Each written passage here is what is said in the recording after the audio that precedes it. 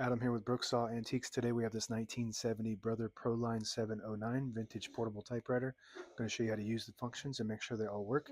Made in Japan, and it's one of the more modern style typewriters that you'll see that was still manufactured in the golden age of typewriters.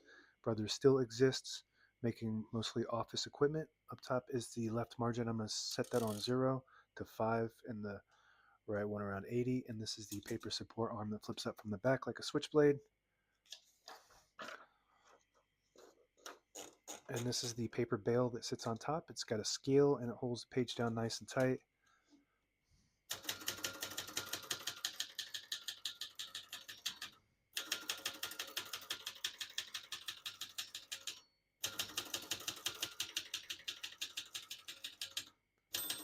Once you hear the bell, you're near the end of the margin. Hit this line space, get you back to the beginning, and skips 1.5, or 2 spaces. Right now we have it on single, but if you want 1.5, just flip the switch forward 1 notch. It skips 1.5. One more, it skips 2. We're going to keep that on single for now and finish typing.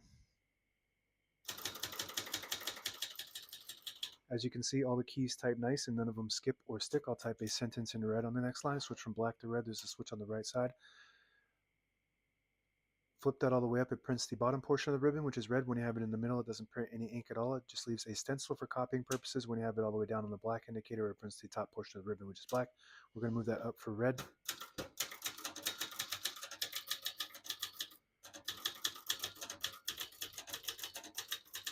Beautiful. Super reliable, well manufactured, almost has a luxury feel to it.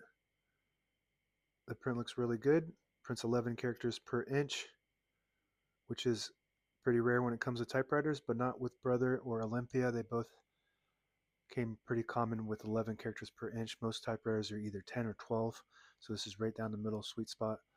To pull the page out easier, there's a switch on the right side. Flip it back, it unlocks the rollers underneath the platen, allowing you to pull the page out easier or load thicker paper like carbon copy or cardstock.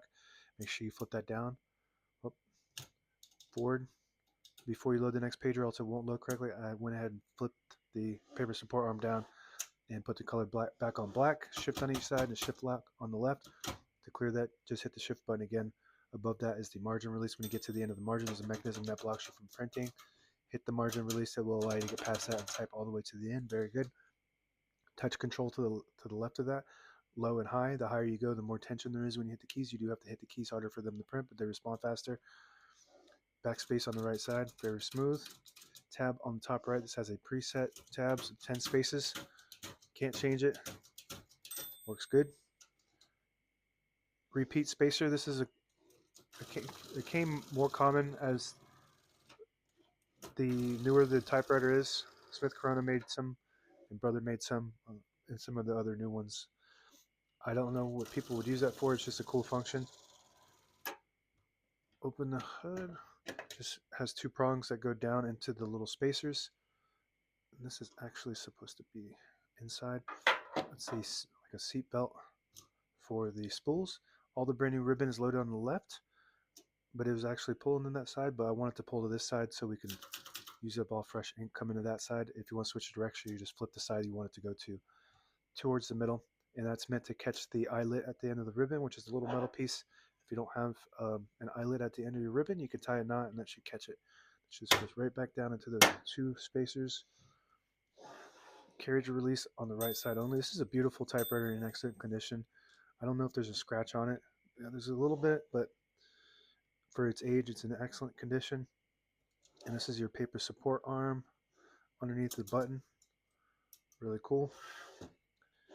And if you move the line space selector all the way back to the R, it disables the spacing so you can get to an exact spot on the page, and that R stands for roll. But you want to be careful using that because once you lose your line, you can't get it back.